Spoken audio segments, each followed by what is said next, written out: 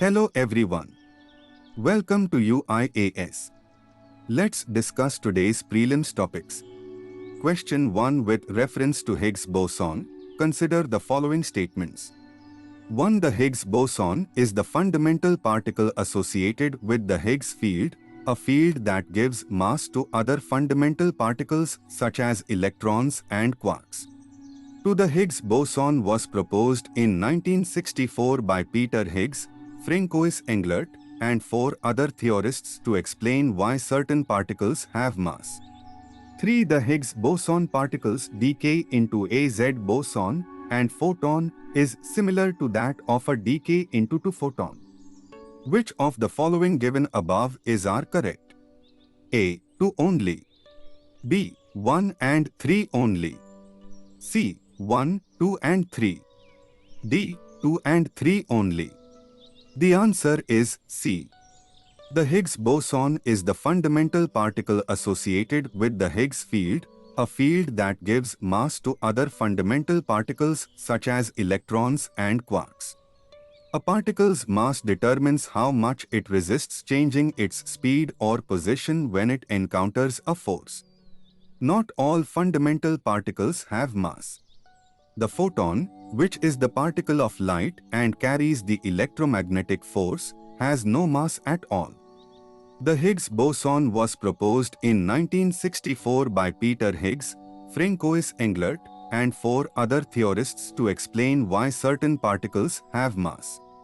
Scientists confirmed its existence in 2012 through the ATLAS and CMA's experiments at the Large Hadron Collider, LHC, at CERN in Switzerland. This discovery led to the 2013 Nobel Prize in Physics being awarded to Higgs and Englert. Question 2. Recently state-owned hydropower giant NHPC inked an initial pact with which country for developing a 480 megawatts Fukot Karnali hydroelectric project? A. Bhutan. B. Bangladesh. C. Sri Lanka. D. Nepal. The answer is D. The project will use the flow from the Karnali River for power generation, and the generated power will be fed into the integrated power system of Nepal. The installed capacity of the project shall be 480 megawatts with an average annual generation of about 2,448 GWh. The key features of the project are a 109-meter high RCC dam and an underground powerhouse, where the 6 turbines of 79 megawatts each will be housed. Additionally, to utilize minimum environmental release, one surface powerhouse of 6 megawatts capacity, i.e. 2 machines of 3 megawatts each, is also planned. Question 3 with reference to Mission Vatsalya, consider the following statements. 1. Implemented by the Ministry of Social Justice and Empowerment. 2. Since 2009 to 2010 for the welfare and rehabilitation of children. 3. Mission Vatsalya scheme supports the children through non-institutional care under private aided sponsorship, wherein interested sponsors, individuals, institutions, companies, banks, industrial units, trusts, etc., can provide assistance to children in difficult circumstances. Which of the following given above is correct? A. 1 and 2 only. B. 1 only. C. 1, 2 and 3. D. 2 and 3 only. Answer is D. Implemented by the Ministry of Women and Child Development. Prior to 2009 to 2010, there were 3 schemes being implemented under the ministry, namely Program for Juvenile Justice for Children in Need of Care and Protection and Children in Conflict with the Law, Integrated Program for Street Children, and Scheme for Assistance to Homes for Children, Shishugrah. All 3 schemes were incorporated in a single centrally sponsored scheme called the Integrated Child Protection Scheme, ICPS. The ICPS was implemented by the ministry from 2009 to 2010. The scheme was then renamed the Child Protection Services Scheme in 2017. The CPS scheme has been now subsumed under Mission Vatsalya from 2021 to 2022 onwards. Question 4. What is the Jyotibardhan scheme? 1. In 2018, the government launched the Govardhan scheme as a national priority project under the Swachh Bharat Mission Gramin Phase 2 program. 2. The Govardhan scheme focuses on managing and converting cattle dung and solid waste on farms into compost, biogas, and bio-CNG. 3. The Jyotibardhan scheme also aims to make farmers more self-reliant in converting waste to energy. Which of the following given above are correct? A. 2 only. B. 1 and 3 only. C. 1, 2 and 3. D. 2 and 3 only. Answer is C. Objectives of Govardhan scheme. In the long run, the scheme aims to help villages safely manage their cattle waste, agricultural waste, and organic waste. Develop decentralized systems to turn cattle and organic waste into wealth for communities. The effective disposal of waste in rural areas is to reduce vector-borne diseases and promote environmental sanitation. The conversion of organic waste, especially cattle waste, into biogas and fertilizer can be beneficial for rural areas. Opportunities for rural entrepreneurs to generate income and employment should be promoted. Question 5. Consider the following statements about the Agni-1 missile. 1. This is a medium-range ballistic missile. 2. It was developed by DRDO of India in the Integrated Guided Missile Development Program. 3. The Agni-I has a range of 100 to 200 km. Which of the following given above are correct? A. 1 and 2 only. B. 1 and 3 only. C. 1, 2 and 3. D. 3 only. The answer is A.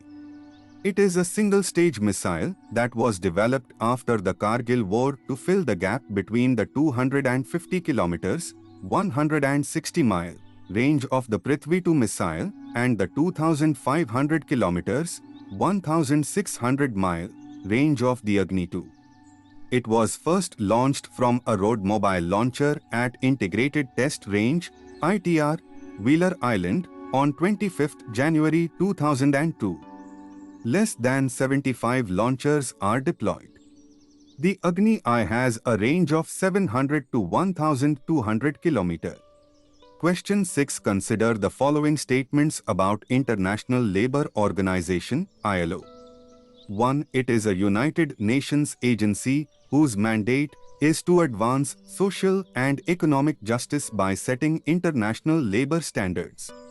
2. Founded in October 1919 under the League of Nations, it is one of the first and oldest specialized agencies of the UN. 3. It is headquartered in Hague, Netherlands. Which of the following given above are correct? A. 1 and 2 only. B. 1 and 3 only. C. 1, 2 and 3. D. 2 only. The answer is A. It is headquartered in Geneva, Switzerland. Question 7. Consider the following statements about PM Street Vendors Atmanirbhar Nidhi (PM-SVA Nidhi) scheme. 1. Launched by the Ministry of Housing and Urban Affairs. 2. For providing affordable working capital loans to street vendors to resume their livelihoods that have been adversely affected due to the COVID-19 lockdown. 3. Under the scheme, the vendors can avail of a working capital loan of up to Rs. 12,000, which is repayable in monthly installments over a tenure of 1 year. Which of the following given above are correct? A. 1 and 2 only. B. 1 and 3 only. C. 1, 2 and 3. D. 2 only. Answer is A. Under the scheme, the vendors can avail of a working capital loan of up to Rs. 12,000, which is repayable in monthly installments in the tenure of 1 year. Question 8. Consider the following statements about Universal Postal Union (UPU). 1. It is a specialized agency of the United Nations that coordinates postal policies between its sovereign member nations. 2. Headquartered in Bern, Switzerland, the UPU has 192 member countries. 3. The UPU sets the rules for international mail exchange and makes recommendations to enhance growth in mail, parcel, and financial services volumes. Which of the following given above are correct? A. 1 and 2 only. B. 1 and 3 only. C. 1, 2, and 3. D. 2 and 3 only. Answer is B. Headquartered in Geneva, Switzerland, the UPU has 192 member countries.